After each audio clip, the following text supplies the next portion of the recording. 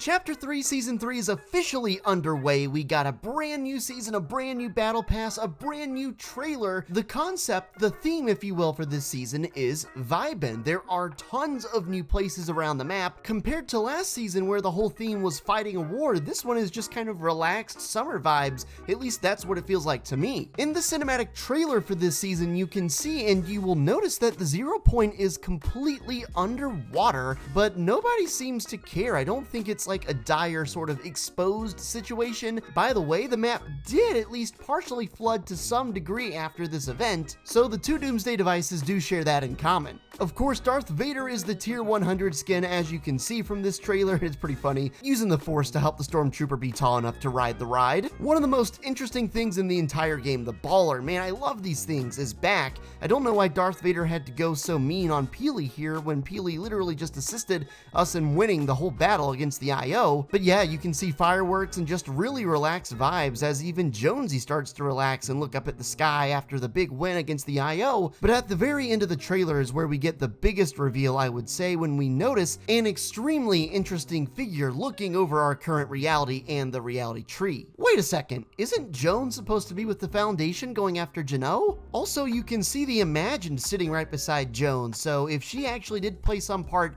in betraying the Seven, I don't think she would be sitting there right beside Jones. Bruh, I just noticed the Foundation is back there too, so not only the Foundation, but Jones as well. They're both here, and literally less than 24 hours ago, they just went through the 0 point to go after GENO. In fact, most members of the Seven are here. You can see the Visitor, the Scientist, and the Origin as well. This truly feels like a celebratory thing when you have all these members of the Seven gathered, looking up at fireworks over a grateful island. But who is this person? Surely this cannot be GENO. Surely not. This looks like it's a female character. I could be wrong, but very, very interesting to see how this develops and figure out what exactly is going on with that reality tree. The reality tree, I'm sure, is going to have a ton of stuff going on over at Reality Falls. Basically, anywhere you look, there is no sign of the IO, and the IO seem to have been handedly defeated by the Seven and the Loopers. However, over by Logjam Lumberyard, there is in fact one IO agent still patrolling the map. Now, you can't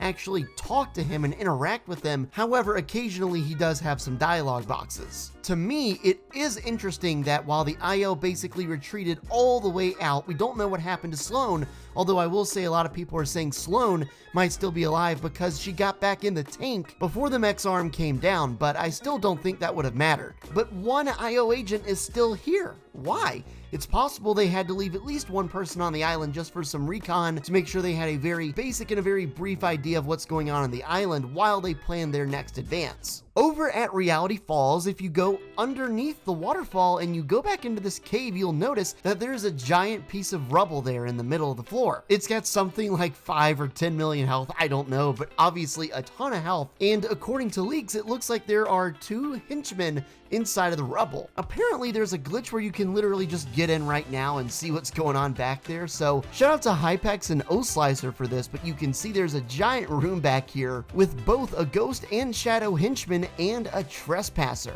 Turning the page here and looking back to yesterday's event, what do you guys think the outcome was? Was it a total win for the Seven, permanently putting the IO back in their place as Paradigm outlined at the beginning of the event yesterday? That's certainly possible, but because there's still an IO agent on the map, I kind of feel like they haven't been permanently defeated. They'll come back at some point and we'll go through this whole ordeal again. This season has such a different vibe, no pun intended, than last season. It's drastically different. It feels like a summer season, and traditionally Fortnite has nailed every summer season. By the way, guys, there's a new sniper in the game, the DMR Sniper. It's a semi-auto rifle. It's got high damage and it is really good. I recommend you give it a try. I literally only have a shotgun. I got them both. The DMR is sick.